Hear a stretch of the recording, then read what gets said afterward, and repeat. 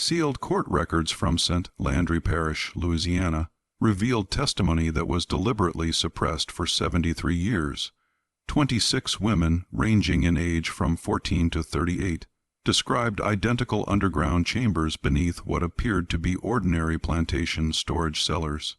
Each account mentioned the same architectural details: brick archways barely 5 ft high, iron rings embedded in limestone walls at precise intervals, and wooden examination tables with leather restraints worn smooth from decades of use. What makes these testimonies particularly disturbing is not what these women endured, but what they were forced to produce. Medical records discovered in 1934 documented systematic procedures that turned human beings into commodities through methods that violated every principle of decency, yet remained entirely legal under Louisiana law until 1865. The architects of this system left behind detailed ledgers, breeding charts, and correspondence with similar operations across 7 southern states. Before we continue with the story of Bellamont Plantation and the carefully calculated horror that unfolded beneath its manicured lawns, consider that what you're about to hear was not the work of a single madman, but a lucrative business model shared among Louisiana's wealthiest families. If you're listening from Louisiana, Mississippi, or anywhere in the Deep South, leave a comment telling us your state or city. Your perspective on this dark chapter of American history matters, and please subscribe to Liturgy of Fear, because stories like this need to be remembered, not buried. The systematic nature of what happened at Bellamont forces us to confront an uncomfortable truth about antebellum economics, one that goes beyond the already horrific realities of slavery, into territory that most historians prefer to discuss only in clinical terms. St. Landry Parish in 1837 represented the apex of Louisiana's cotton economy. The region's alluvial soil produced yields that made plantation owners among the wealthiest men in North America. Bellamont Plantation, established in 1791 by the Devo family, sprawled across 4,000 acres along Bayou-Teche. The main house, a stunning example of Creole architecture with wide galleries and Doric columns, proclaimed the family's status to anyone traveling the river road. By the late 1830s, Belmont was owned by Augustin and Devo Roman III, a 47-year-old widower whose business acumen was respected throughout the parish. Unlike many plantation owners who left daily operations to overseers, Augustin maintained meticulous control over every aspect of Belmont. He kept detailed records, corresponded with agricultural societies, and served on the parish police jury. His neighbors considered him a model of efficiency and propriety. The plantation's enslaved population numbered 137 souls in 1837. Unlike some neighboring estates that suffered high mortality rates and constant runaways, Bellamont's enslaved community appeared remarkably stable. The Sunday market at nearby Opelousas drew comments on how well fed and healthy Bellamont's people seemed compared to those from other plantations. Augustin's reputation for good management of his human property was discussed at gentlemen's clubs and agricultural meetings as something to be emulated. What made this reputation particularly significant was Bellamont's unusual profitability. While other plantations struggled with the economic realities of maintaining a large enslaved workforce, the constant need to purchase new workers to replace those who died or became too old to work productively, Bellamont seemed to grow its workforce internally at a rate that defied standard calculations. Between 1825 and 1845, the plantation's enslaved population nearly doubled without significant purchases at auction. The plantation's physical layout reflected traditional Louisiana architecture. The main house sat elevated on brick pillars surrounded by dependencies. The kitchen building, Gaisier Overseer's house, and a schoolhouse where Augustine's 3 daughters received their education. Further from the main house stood the quarters arranged in 2 neat rows of whitewashed cabins. The sugar mill, cotton press, and various storage buildings occupied the industrial area near the river landing.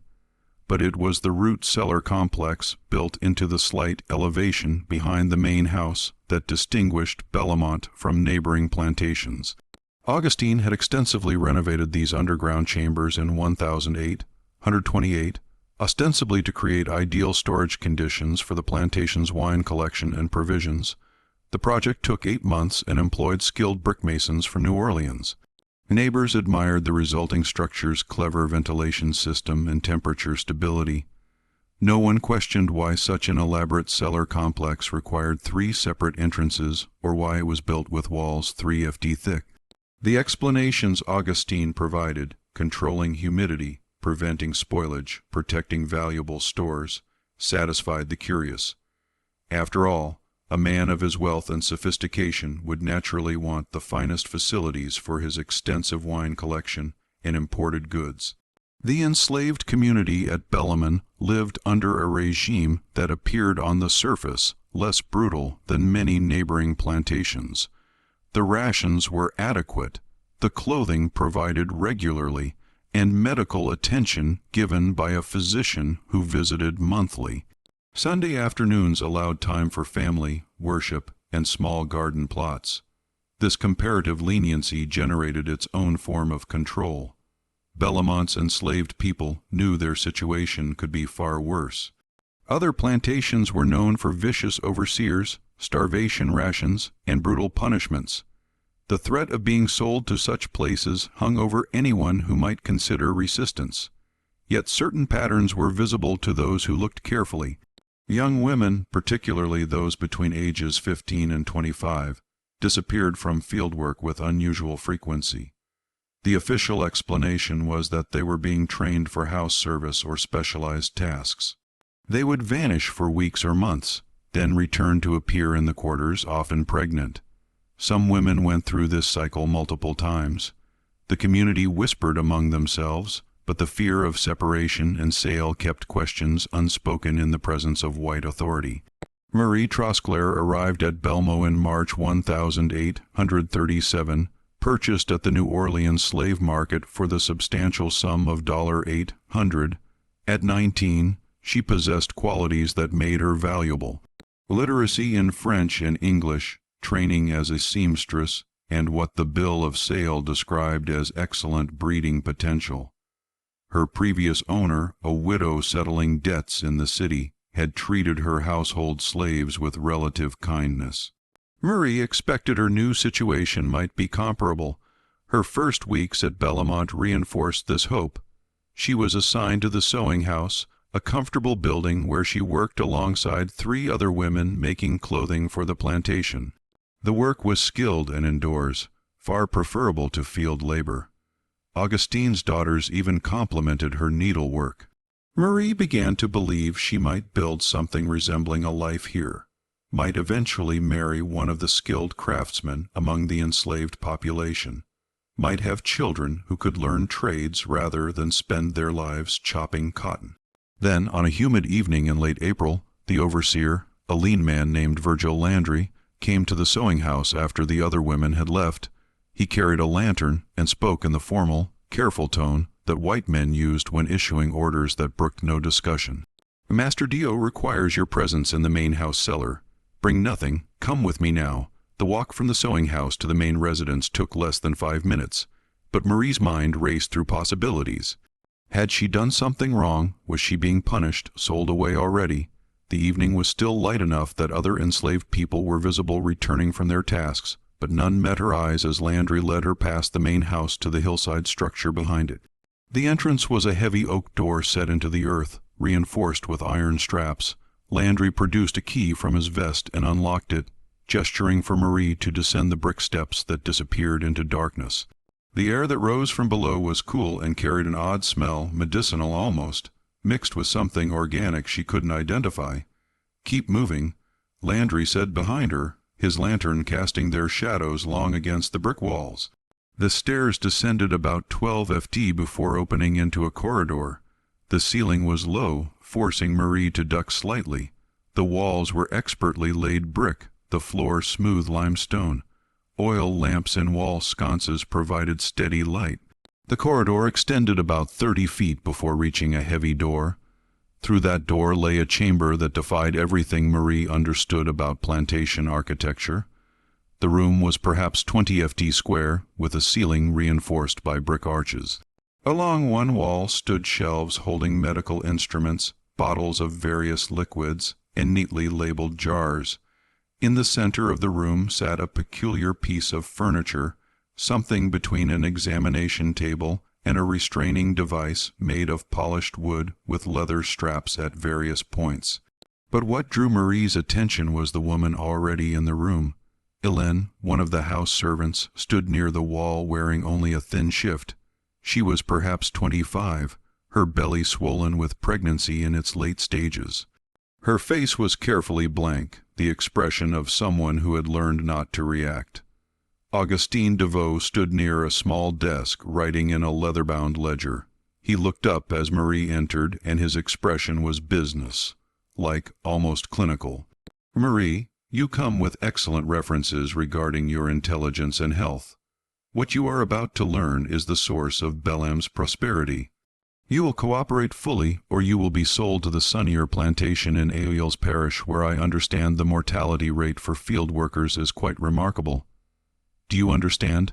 Marie nodded, her throat too tight for speech. "Good. Hélène here is about to deliver her 4th child for Belmore. You will assist Dr. Prudom, who will arrive shortly. This will be your introduction to your new primary duty." Over the next several hours, Marie learned the truth about Bellamont's unusual profitability. The plantation was not merely using enslaved women's reproductive capacity naturally. It was systematically managing it with scientific precision. Dr. Prudom, a thin man in his 60s with ink-stained fingers, explained the process with the detached tone of a professor discussing agricultural breeding. Young women of good health and physique were selected at around 15 or 16. They were brought to the basement chambers and examined thoroughly. Measurements taken, physical characteristics documented, health assessed. Then they were assigned to one of several enslaved men chosen specifically for desirable traits, height, strength, even temperament or particular skills. The pairings were documented in extensive charts that tracked lineage across multiple generations. The women lived in a separate section of the quarters, receiving superior rations heavy in protein and milk. Their pregnancies were monitored carefully with Dr. Prudom visiting weekly. They gave birth in the basement chambers under conditions far more sanitary than typical plantation births. The resulting children were meticulously documented. Every physical characteristic, every sign of health or weakness recorded. The boys would be raised to become skilled laborers or breeders themselves. The girls would enter the program at 15. Within a single generation, Augustin had created a population of enslaved people custom assigned for specific purposes. Field workers with exceptional endurance, house servants with particular physical appearances, craftsmen with inherited aptitudes. But the true genius of the system, Augustin explained to Marie that night with evident pride, was in the economics. A healthy female in the program could produce 8 to 10 children during her prime years. At market prices of $600 to $1,000 per child by age 10, each woman represented a return of $5 to $8,000.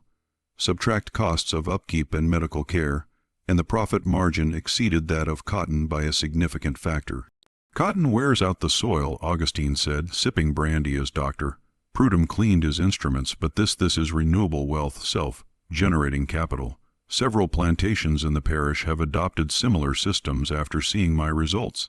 We are in essence creating an entirely new economic model." Marie's role, she learned, would be multifaceted. Her literacy made her valuable for maintaining the breeding records. Her needlework skills would be employed creating the special garments used during pregnancies. And given her own health and characteristics, she would herself enter the program within the month.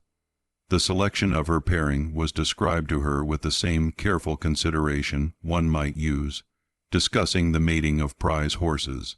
After reviewing his charts and consulting his records, Augustin decided she would be paired with a blacksmith named Cyrus, a man of 32, who had already sired 7 healthy children through the program. Combination of Marie's intelligence and Cyrus's physical strength might, Augustin theorized, produce children of exceptional value.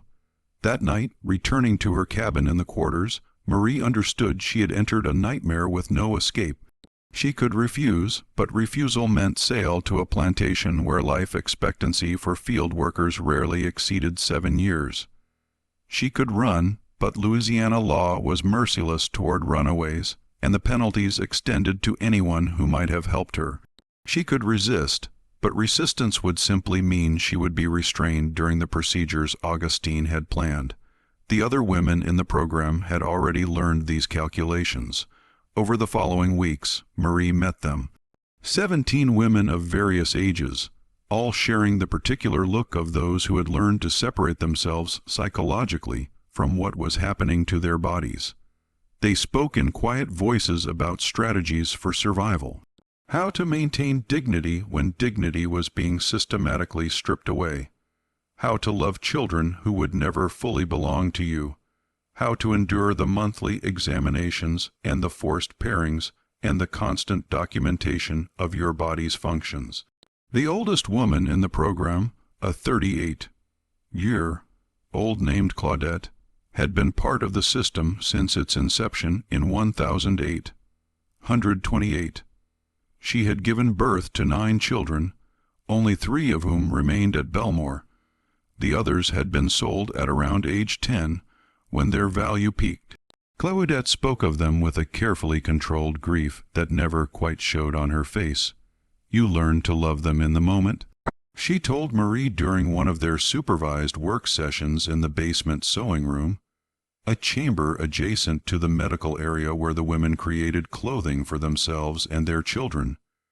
You love them completely while you have them.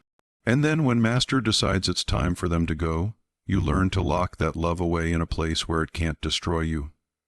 You survive by becoming 2 people, the woman who loves her children and the woman who understands they were never truly yours.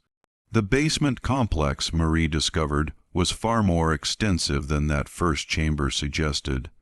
A network of rooms served different purposes.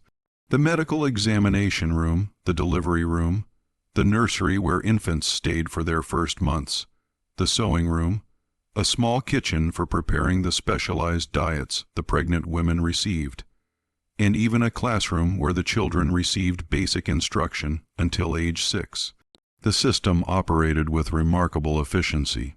Augustin maintained records that would have impressed any agricultural society. He tracked conception rates, birth weights, infant mortality, childhood development milestones, adult health outcomes, and the eventual sale prices of those children he chose to market.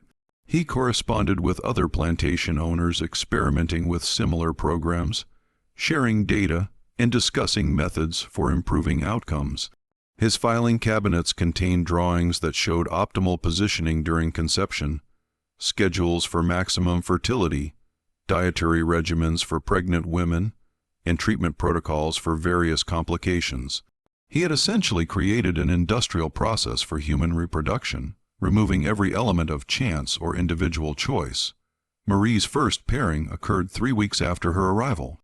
She was brought to a small chamber she hadn't seen before, perhaps 10 ft square, furnished only with a bed and a small table holding a lamp. Cyrus was already there, looking as uncomfortable as she felt. They were left alone with instructions that were both explicit and humiliating. Afterward, lying in the darkness, Cyrus spoke for the first time. His voice was deep and carried an accent from the Georgia coast where he'd been born. "This ain't who I am," he said quietly. "What we just done, that wasn't me choosing you, and it wasn't you choosing me. We both just trying to survive. You understand that?" Marie nodded in the darkness, grateful for the acknowledgement of their shared helplessness. "I got 7 children I helped make this way," Cyrus continued. "I don't know where 5 of them are now. One's here working in the fields, old enough now that Master considers him productive. One's just a baby, lives in the nursery downstairs. The others sold off when Master needed cash or made trades with other plantations." He paused, and Marie heard the careful control in his voice. "I tell myself I'm keeping them alive by cooperating. If I refuse, master just picks another man and I get sold or worse. If I fight, it changes nothing except maybe I end up dead. So, I do what I'm told, and I try to remember that the children exist, even if I can't be their father in any real way. This conversation, whispered in the darkness of that terrible room, was the first of many. The enslaved people caught in Augustine's system developed their own community, their own ways of maintaining humanity in the face of systematic dehumanization.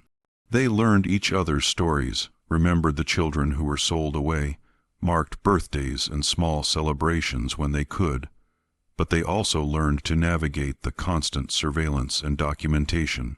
Augustine's system required their cooperation, and he had perfected a combination of incentives and threats that made resistance nearly impossible. Women in the program received better food, lighter work, and the promise that their children would be trained for skilled positions rather than field labor. The men selected as breeders received similar considerations, better quarters, additional rations, and the implicit threat that refusal would mean not just their own suffering, but the selection of other men for the role. The medical aspects of the program were overseen by Dr. Prudom with a thoroughness that might have been admirable in another context. He monitored the women's monthly cycles, calculated optimal timing for conception, and prescribed specific herbs and treatments to increase fertility. When pregnancies occurred, he documented every stage with careful measurements and observations. The delivery room represented the system's strange contradictions. Augustine invested in conditions far superior to typical plantation births. The room was clean, well lit, and equipped with medical instruments. Dr. Prud attended every delivery personally, applying techniques he'd learned from European medical journals. He used chloroform for particularly difficult births, employed antiseptic methods that significantly reduced infection rates, and provided post-delivery care that actually prioritized the mother's survival. This wasn't mercy, it was economics. A dead mother represented a significant loss of capital, and maternal mortality reduced the efficiency of the entire system. Augustine's records showed that Belmont's maternal mortality rate was actually lower than the parish average, a statistic he noted with evident pride in his correspondence with other plantation owners. Marie's first pregnancy, confirmed by Dr. Prudom in July 1837, brought her into the full reality of the system. She was moved to the basement complex, given a private room roughly 8 ft square with a narrow bed, a small table, and a chamber pot. She shared a common area with the other pregnant women, a space with several chairs, a table and shelves holding books that Augustine provided. The women were encouraged to read, to maintain their health, to avoid stress that might complicate their pregnancies. The routine was carefully structured. Mornings began with breakfast brought down by one of the house servants, food far superior to standard slave rations heavy in eggs, milk, and meat. After eating, the women would work on sewing projects, creating clothing for themselves and the children. Dr. Prudom visited every Thursday, conducting examinations that were thorough and humiliating. Each woman's progress was documented in the ledgers, weight gain, measurements, fetal position, any concerns or complications. Afternoons allowed for supervised walks in a small courtyard behind the main house, an area screened from view by carefully placed hedges. The women would walk in circles, their swelling bellies marking their purpose, their faces carefully composed to show no emotion. Evening brought more handwork, light reading if they chose, and eventually sleep in their tiny rooms. The isolation was deliberate. Augustine didn't want the women forming bonds that might lead to coordinated resistance. Conversations were monitored by the house servants who brought their meals and supplies. Any discussion that seemed to trend toward planning or resistance was quickly reported and resulted in immediate consequences: reduced rations, confinement to their rooms, or threats of sale after delivery. Yet the women still found ways to communicate through glances and quiet words during their supervised walks, through notes hidden in sewing projects, through whispered conversations during the chaos of deliveries when supervision was less stringent. They shared strategies for maintaining sanity, meditation techniques, memories to retreat into, ways of mentally separating themselves from what was happening to their bodies. Claudette, the veteran of the system, became something of a mentor to Marie and the other younger women. She taught them how to respond to Dr. Prudhom's examinations, cooperative but emotionally absent, giving him no satisfaction beyond the clinical data he sought. She explained how to navigate Augustin's periodic visits. He would come down to inspect the women monthly, checking on his investments with the same careful attention he gave his cotton crops. Never meet his eyes, Claudette advised. Look past him, through him. He wants you to acknowledge his power, his control. Don't give him that. You keep your mind somewhere else, somewhere he can't touch. You think about the person you were before this, or the person you might be after. You stay alive inside your head, even when he owns everything else.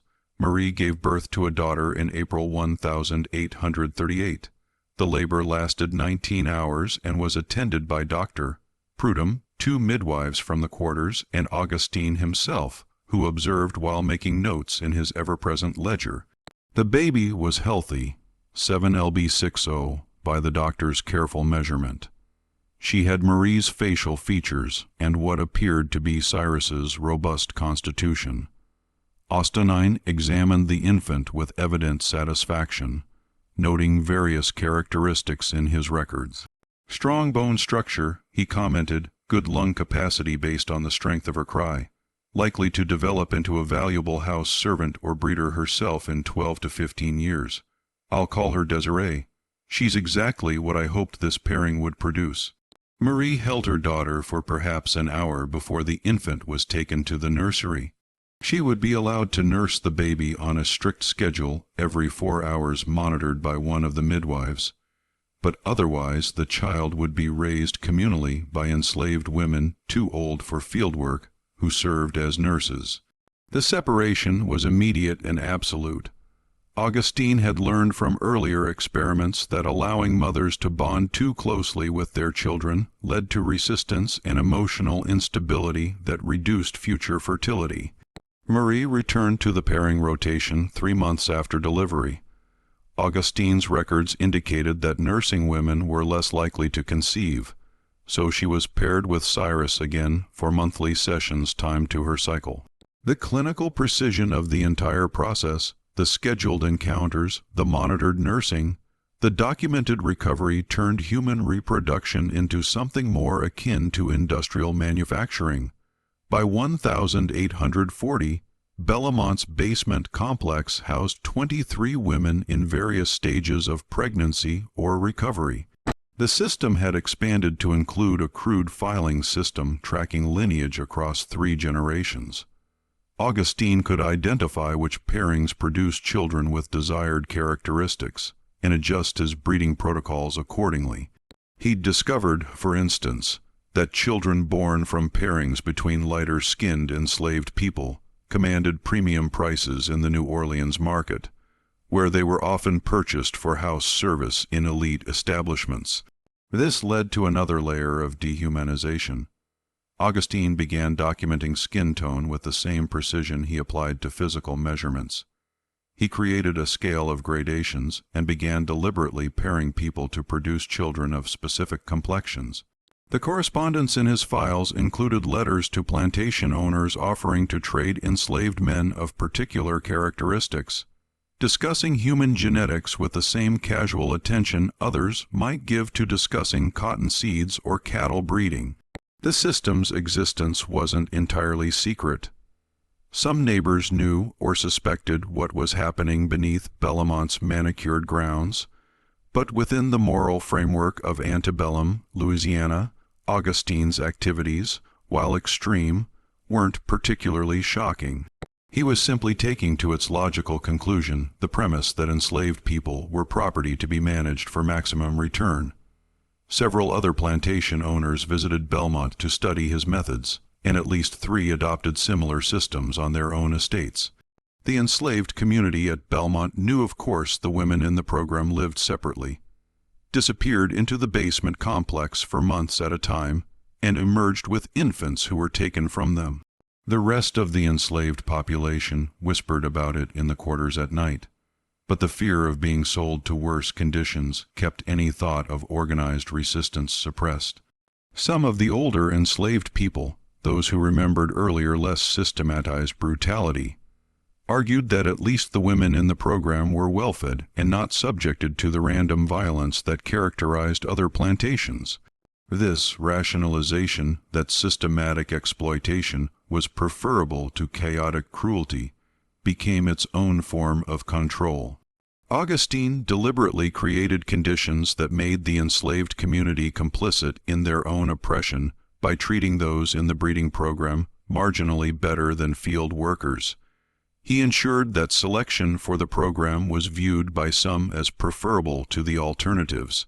By keeping the women isolated from each other and from the broader community, he prevented the formation of resistance networks.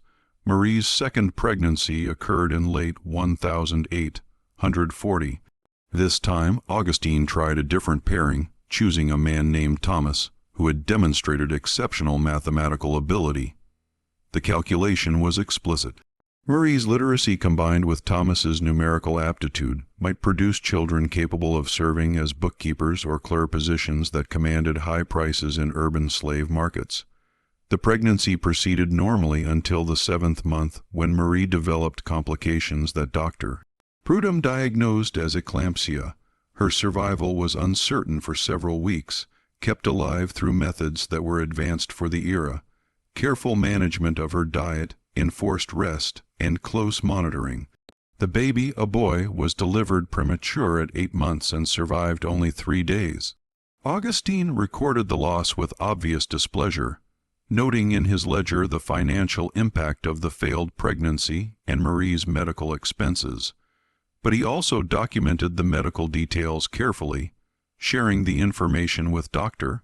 Prudom as they refined their protocols to prevent similar complications in future pregnancies. Marie's recovery took 4 months, during which she was kept in the basement complex, but not included in the pairing rotation. During this period, she was assigned to full-time record keeping, updating the breeding ledgers with new births, recording characteristics of children as they developed, and maintaining the filing system that tracked the entire operation. This work gave Marie access to the full scope of what Augustin had created. The records showed 31 women had participated in the program since its inception in 1828. Between them, they had delivered 19 live births. 87 of those children survived past age 5. 43 had been sold at various ages, generating documented revenue of $31,400. The remaining children either worked at Bell or had died from various causes. The ledgers also revealed Augustin's expansion plans.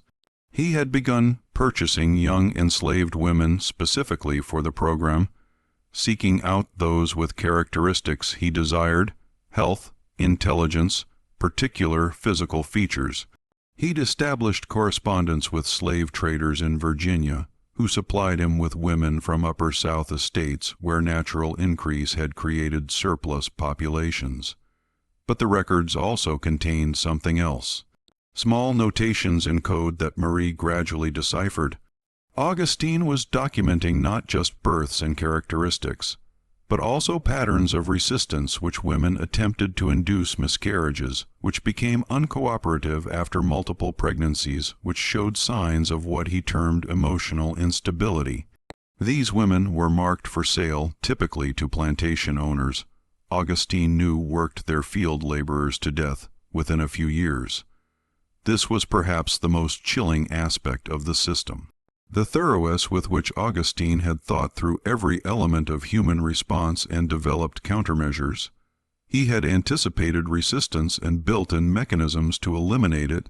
He had considered the psychological toll of the program and created structures to manage it.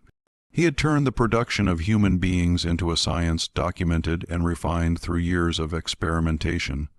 In 1842, Bellamont's system faced its first serious challenge. An enslaved woman named Julene, pregnant with her 3rd child through the program, managed to smuggle a letter to a Catholic priest during a rare visit he made to the plantation to conduct baptisms. The letter, written in clumsy French, described the basement complex and begged for intervention.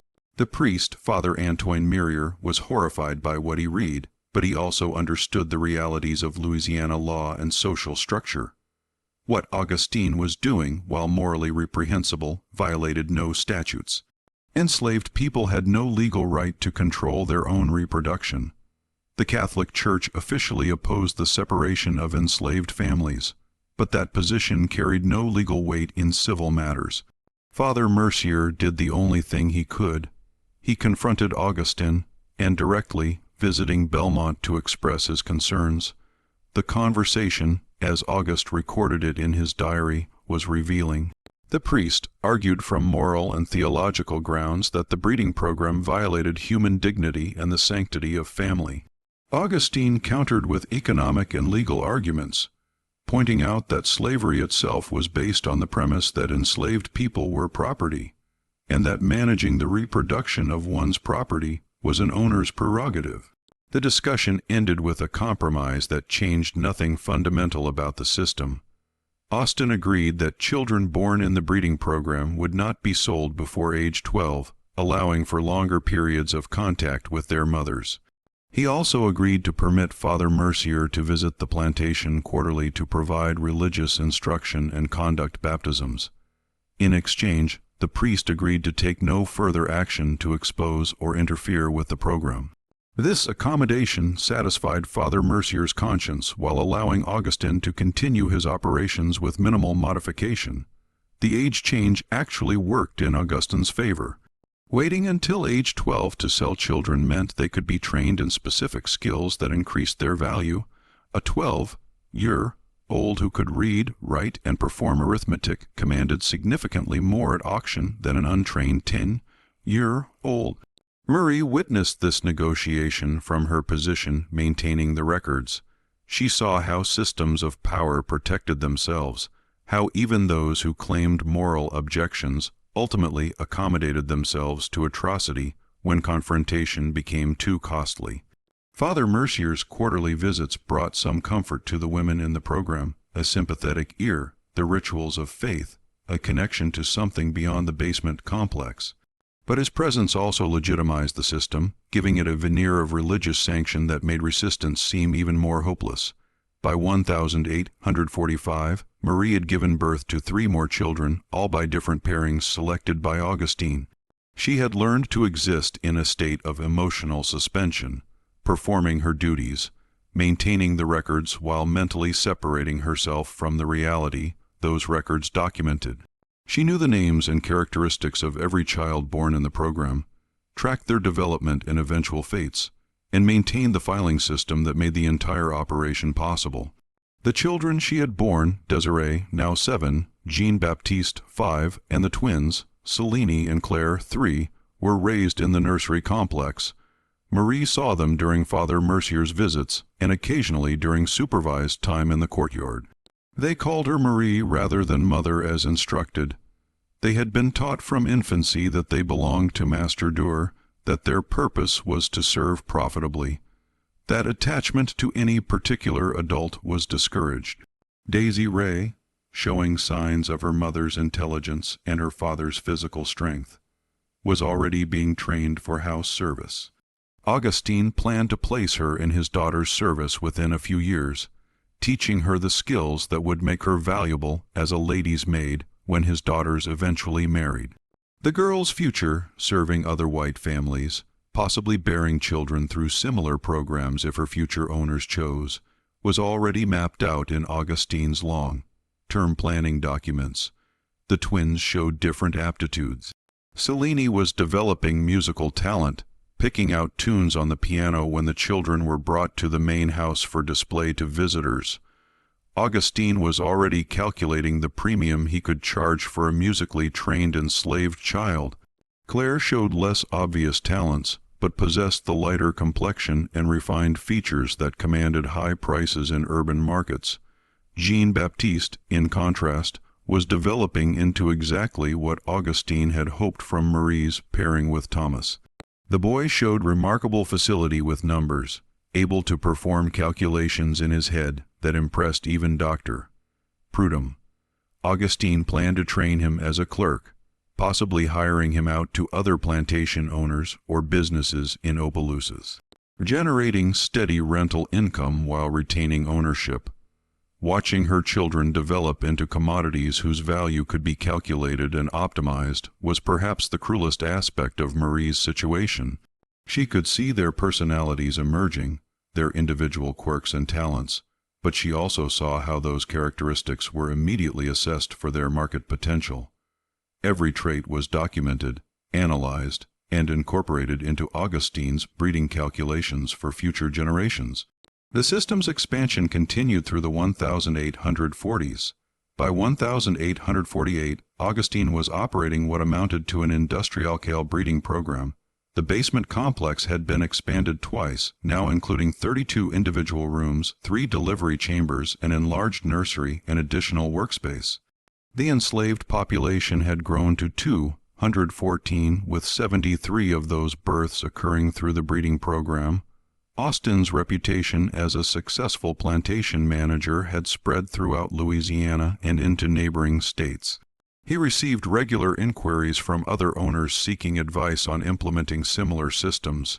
His ledgers recorded consulting fees paid by planters from Mississippi, Alabama, and even South Carolina who visited Bellamont to study his methods. These visitors would tour the facilities, the immaculate records, the well-organized nursery, the healthy appearance of the women in the program, and express admiration for the system's efficiency. The moral dimensions of what they were witnessing seemed not to occur to them, or if they did, were dismissed as sentimentality inappropriate to business considerations. One visitor, a planter from Natchez named Horace Sterling, recorded his impressions in a letter that later surfaced in historical archives. Mr. Devo has perfected what others have attempted in crude fashion by applying principles of animal husbandry to the management of colored populations. He has created a self-sustaining labor force that requires minimal external purchase. The attention to detail is remarkable. Every aspect from nutrition to medical care is optimized for reproductive efficiency. The initial capital investment is substantial, but the returns over 20 years far exceed traditional cotton cultivation. I have determined to implement a similar program at Morningside. This letter, and others like it, documented how Augustin's model spread across the Deep South in the 1840s and early 1850s. Conservative estimates suggest that at least 15 plantations in Louisiana alone adopted systematic breeding programs based on Bellamont's example.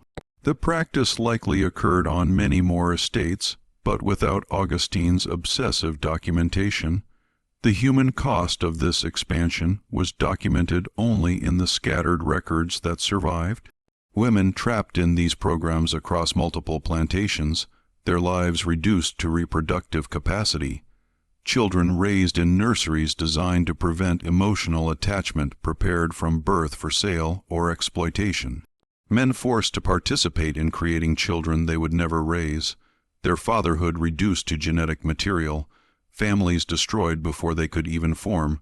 Marie, now 30 years old in 1848, had been part of the system for 11 years. She had given birth to 7 children, 4 of whom survived past infancy. Desiree, now 10, had been assigned to serve Augustine's eldest daughter, learning the skills that might make her valuable when that daughter eventually married and established her own household. The other surviving children were being trained for various specialized roles that would maximize their value. But Marie had also used her position maintaining the records to document everything. Over the years, she had kept a separate accounting, not just the clinical details Augustine required, but names, stories, connections. She knew which children belonged to which mothers, tracked the women who had passed through the system, recorded the sales and separations that Augustine documented so casually in his ledgers. She had no plan for what to do with this information. There was no legal avenue for challenging the system, no outside authority that would intervene on behalf of enslaved people. But some instinct for justice, some need to ensure that what was happening would be remembered, drove her to maintain this parallel record in cramped handwriting on scraps of paper she hid beneath the floorboards of her small room.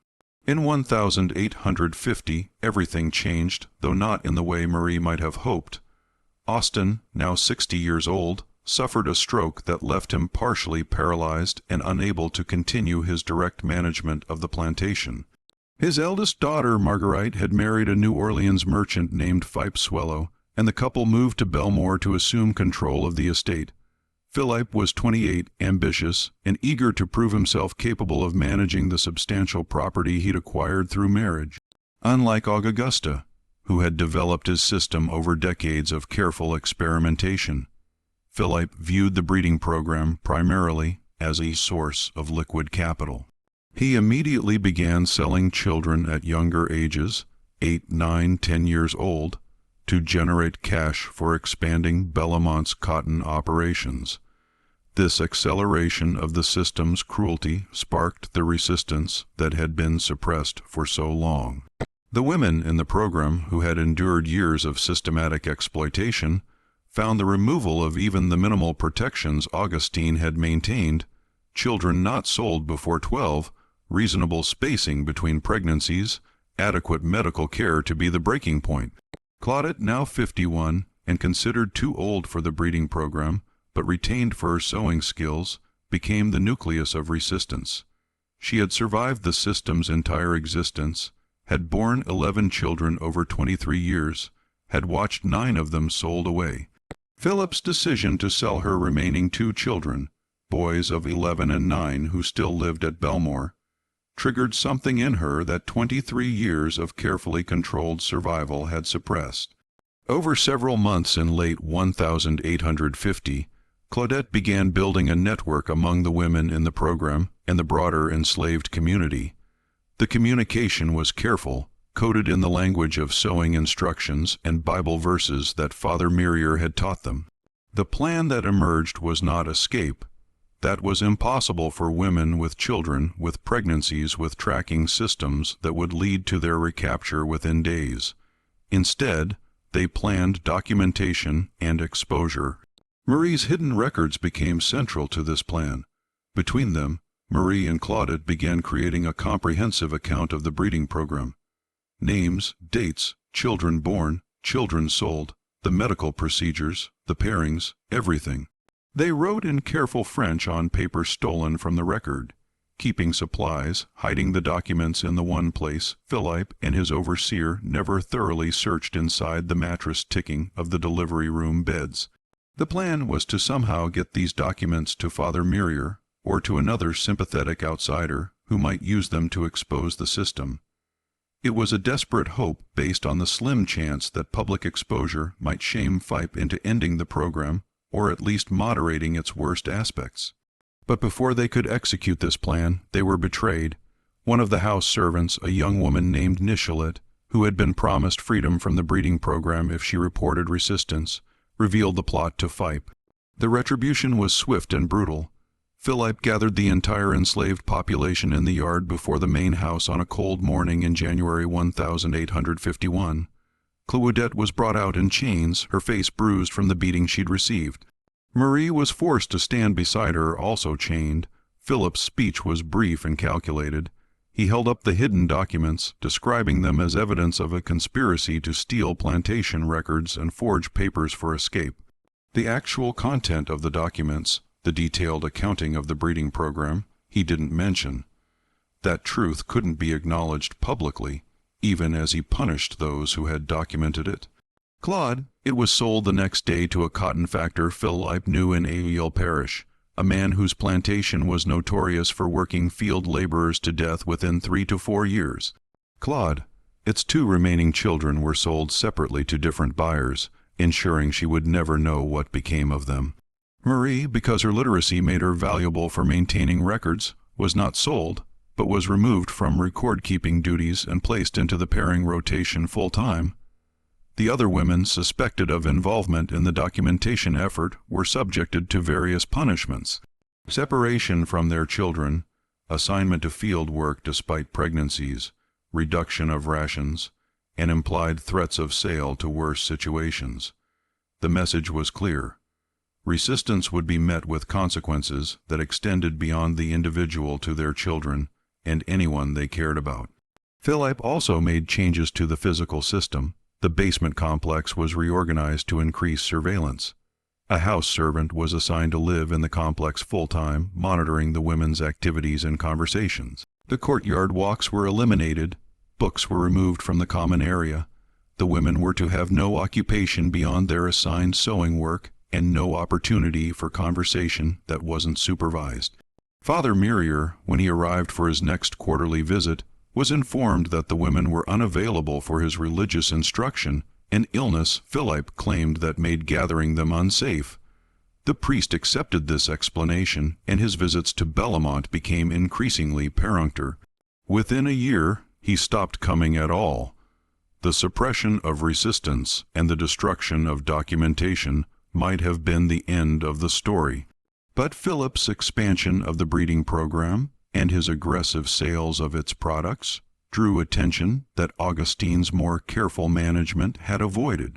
By 1853, Belmont was selling 3 to 4 children per year at the New Orleans slave market, and the pattern, children of similar ages, excellent health, specialized training, began attracting notice from people opposed to slavery.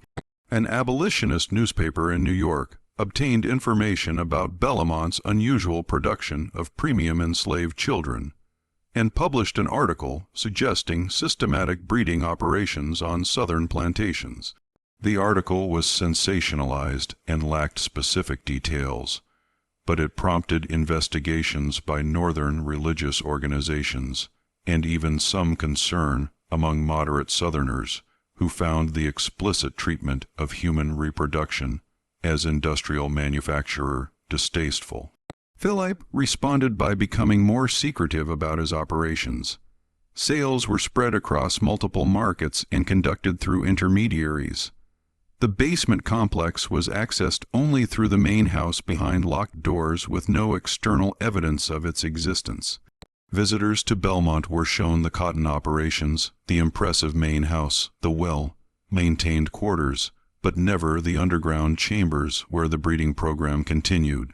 By 1860, as sectional tensions pushed the nation toward war, Bellamont's breeding program had produced its 3rd generation. Children who had been born in the system were now adults, some of them selected for the program themselves. The genetic charts Augustin had begun were now extensive enough to track hereditary traits across multiple generations, something that fascinated Philip from a purely commercial standpoint. The outbreak of the Civil War in 1008, 161 disrupted but didn't immediately end the system. Louisiana fell under Union control relatively early in the war, with New Orleans occupied in 1008, 162. But St. Landry Parish in the heart of Louisiana's plantation belt remained under Confederate authority until late in the war. During these years, Philip struggled to maintain the program as the plantation's economy collapsed. Cotton couldn't be sold, and the cash flow that had funded the breeding operations costs dried up. By 1863, the women in the program were receiving rations no better than field workers. Medical care became sporadic. Dr. Prudom, elderly and in poor health, died in 1863 and was not replaced. Marie survived the war years through a combination of luck and her continued usefulness, maintaining what remained of the plantation's records. She was now 43, past the age for the breeding program, but valuable for her literacy and organizational skills. As Belmont's systems fell apart, she became responsible for documenting the plantation's collapse, tracking which enslaved people had fled to Union lines, which remained, what resources still existed. The end came in April 1008, 165. Union troops occupied St. Landry Parish, and federal officials arrived at plantations to announce emancipation and begin registration of formerly enslaved people. Marie was among those who gave testimony to the freedmen's bureau agents about conditions at Belmont. But her testimony and that of the other women from the breeding program was not recorded in detail. The freedmen's bureau agents, overwhelmed with the task of managing newly freed populations across the entire South, treated plantation breeding programs as just another aspect of slavery's general brutality.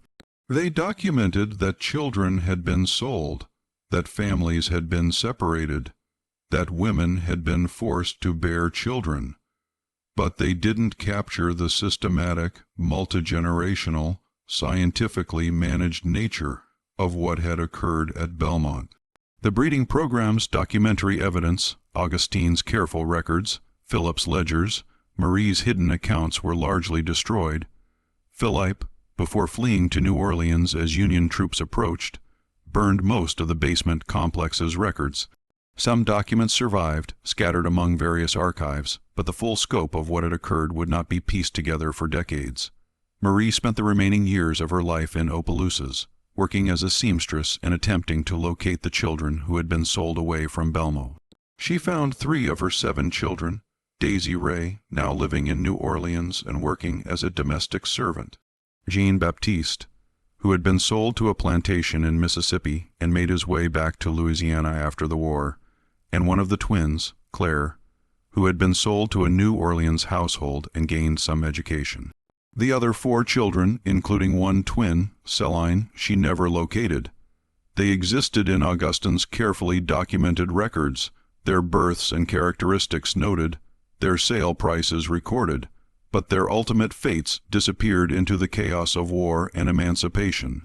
Marie searched for them until her death in 1879, placing advertisements in newspapers, writing to freedmen's bureau offices across the South, following every lead that might reunite her with the children whose births she had been forced to produce. The other women from Bellamont's breeding program scattered across Louisiana and beyond after emancipation. Some, like Marie, stayed in the area, attempting to rebuild lives and locate lost children. Others fled, wanting nothing that might remind them of the years spent in the basement complex. The community they had formed, the whispered conversations, the shared strategies for survival, the mutual recognition of their particular form of suffering, dissolved as they pursued individual paths toward freedom. In 1893, the St. Landry Parish Courthouse was preparing to demolish an old records building when a clerk discovered a water-damaged trunk containing documents from various plantations. Among them were fragments of Augustin Dieu's breeding records, perhaps 20 pages that had somehow escaped Philip's destruction. The clerk, a young man named Etienne Guidry, who had been born enslaved himself, recognized what he was reading and brought the documents to the attention of black community leaders in Apalwa. These leaders faced a difficult decision. Publishing the records would document a particularly horrifying aspect of slavery's systematic dehumanization, but it would also expose the intimate details of violations experienced by women who were still living, some of whom had tried to build new lives without the shadow of their enslavement. Defining them, the decision was made to seal the documents in the courthouse vault with instructions that they not be opened without permission from the victims or their direct descendants. Additional testimony emerged in 1897 when a visiting historian from Boston interviewed elderly formerly enslaved people in St. Landry Parish for a project documenting slavery's legacies. 3 women who had been part of Bellamont's breeding program gave recorded testimony. The first time their experiences were captured in their own words rather than through the clinical documentation of their enslavers.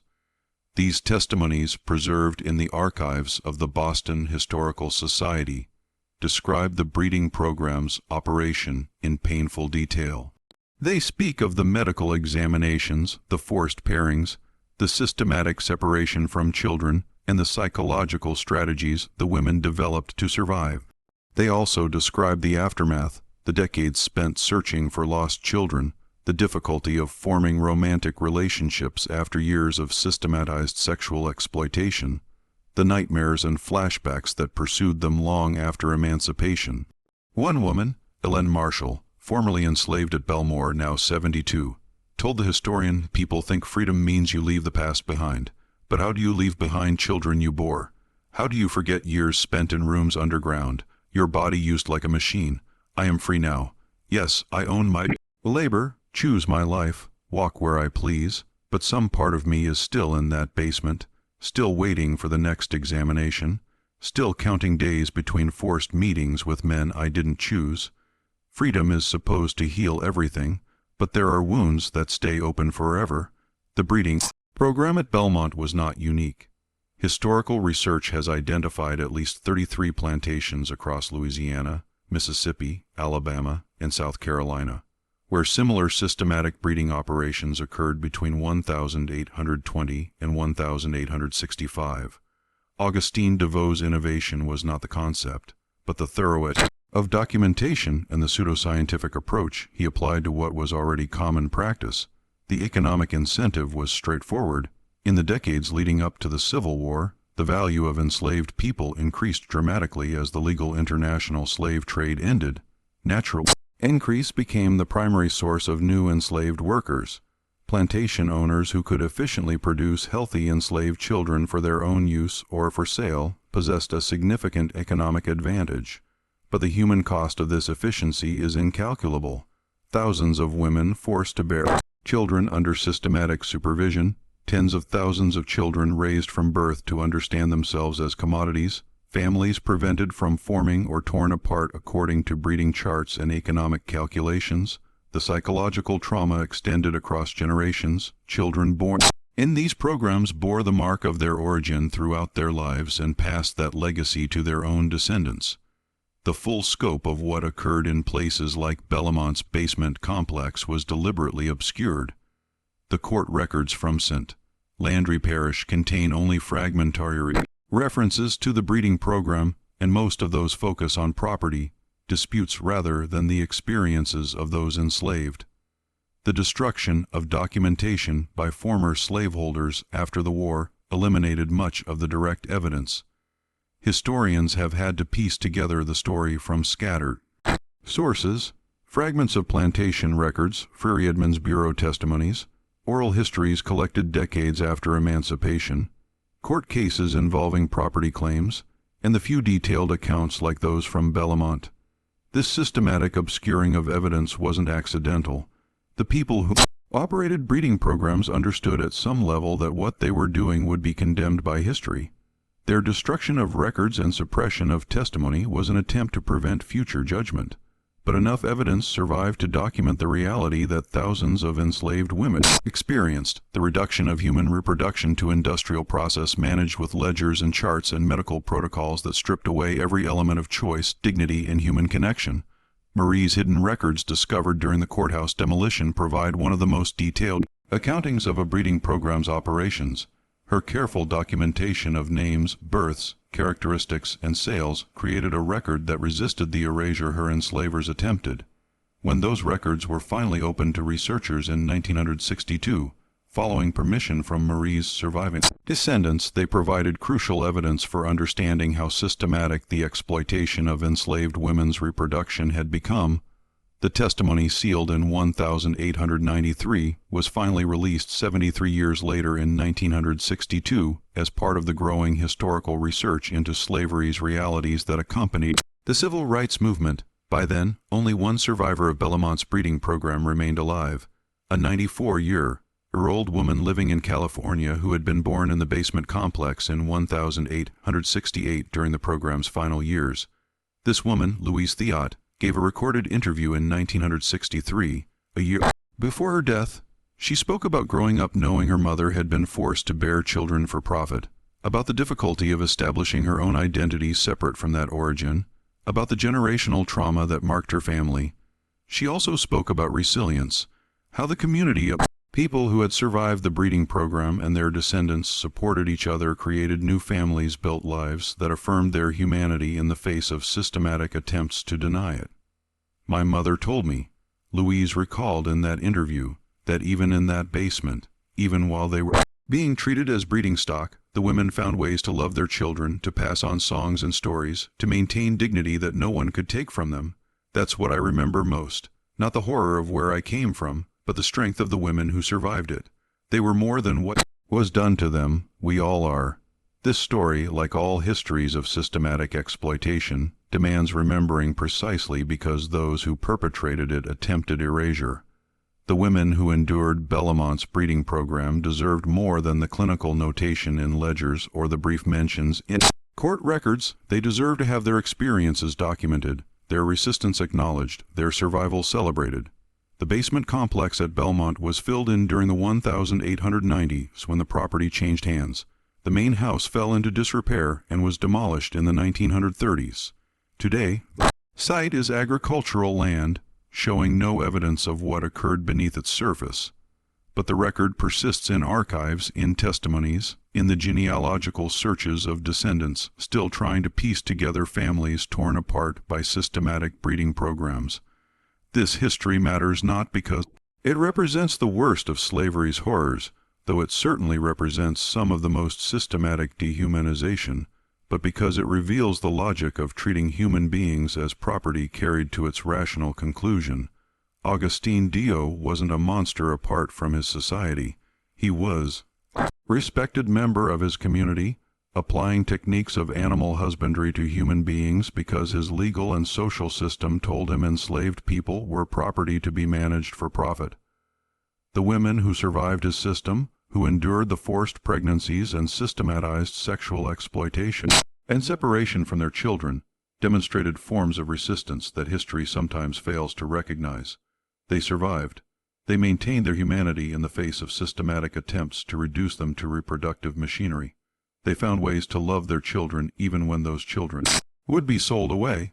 They created community among themselves despite efforts to isolate them. They documented their experiences when they could, leaving testimony for future generations. And when freedom came, they spent decades searching for lost children, rebuilding families, creating lives that affirmed the value and dignity they had been denied. That survival, that insistence on humanity in the face of dehumanization, is as important to remember as the horror they endured. What happened in the basement was not an aberration, but a logical extension of slavery's premise. Understanding that confronting the systematic nature of the exploitation, rather than dismissing it as the act of individual villains, is essential to understanding American history. The legacy of these breeding programs extended far beyond the individuals who directly experienced them, shaping family structures, community bonds, and generational trauma across the descendants of those who survived. The sealed testimony from St. Landry Parish, the fragmentary records preserved in various archives, and the oral histories collected over decades provide evidence of what occurred. But behind that evidence are thousands of individual stories: women forced to bear children they would lose, children raised to understand themselves as commodities, men coerced into creating families they couldn't protect, and communities torn apart by the systematic application of economic logic to human reproduction. The stories deserve remembering not to create despair, but to recognize resilience. The survivors of Bellamont's breeding program and similar systems across the South didn't just endure. They resisted in countless small ways, maintained their humanity, created beauty and meaning despite systematic attempts to reduce them to economic units. Their descendants, including those still searching genealogical records, trying to piece together family connections severed by systematic breeding programs, carry forward that insistence on dignity and human value. This is the story that the court record from 1934 began to reveal. Not just what happened in the basement at Belmore, but why it happened, how it was sustained, who resisted, and what legacy it left. The full accounting continues as historians and descendants work to document what systematic breeding programs meant for the individuals and families who experienced them. The voices of those women preserved in testimony and fragmentary records speak across the decades with a truth that demands acknowledgement. We were more than what was done to us, and our stories will not be erased.